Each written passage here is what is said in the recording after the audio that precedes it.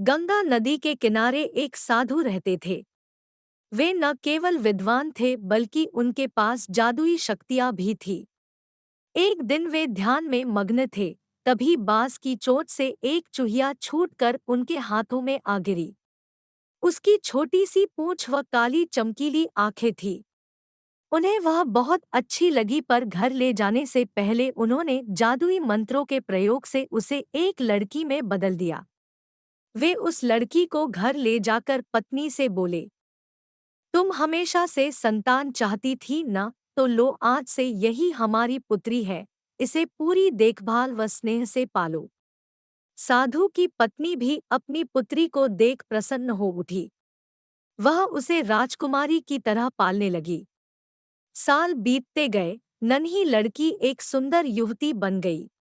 जब वह 18 वर्ष की हुई, तो साधु व उसकी पत्नी उसके लिए वर तलाशने लगे।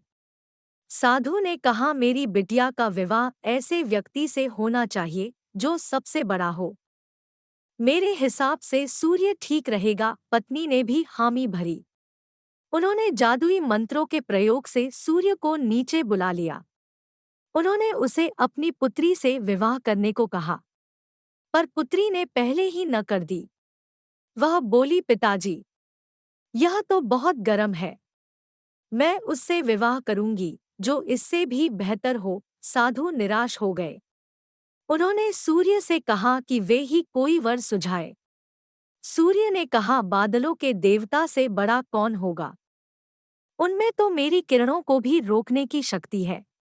साधु ने बादलों को नीचे बुलाया व अपनी पुत्री से विवाह करने को कहा, पर इस बार फिर पुत्री ने मना कर दिया। वह बोली, यह कितना अजीब है, मैं इससे विवाह नहीं कर सकती। साधु ने बादल देवता से कहा कि वही कोई अच्छा वर सुझा दे। वे बोले, पवन देवता ठीक रहेंगे, वे तो मुझे भी अपने फूंक से उड़ा देते हैं। साधु ने पवन देवता को बुलाकर अपनी पुत्री से विवाह करने को कहा। पुत्री ने फिर इनकार कर दिया। वह बोली, मैं इससे शादी नहीं करूंगी। ये तो कहीं टिकते नहीं, हमेशा यहाँ वहाँ भागते रहते हैं। साधु ने पवन देव से पूछा, क्या मेरी पुत्री के लिए ऐसा वर हो सकता है जो आपसे भी बेहतर हो? पवन देव ने कहा कि पर्वत देव मजबूत व ऊंचे हैं, वे मेरा भी रास्ता रोक देते हैं। साधु ने पर्वत देवता से कहा कि वह उसकी पुत्री से विवाह कर ले। पुत्री ने फिर से मना कर दिया और बोली, ये तो बहुत लंबे, सख्त व कठोर हैं, मैं इनसे विवाह नहीं कर सकती, इनसे भी कोई बेहतर चाहिए। पर्वत देवता ने चूहे का नाम सुझाया। वे बोले, माना मैं काफी सख्त, मजबूत व ऊंचा हूँ, पर चूहे मुझमें भी आसानी से बिल बना सकते हैं।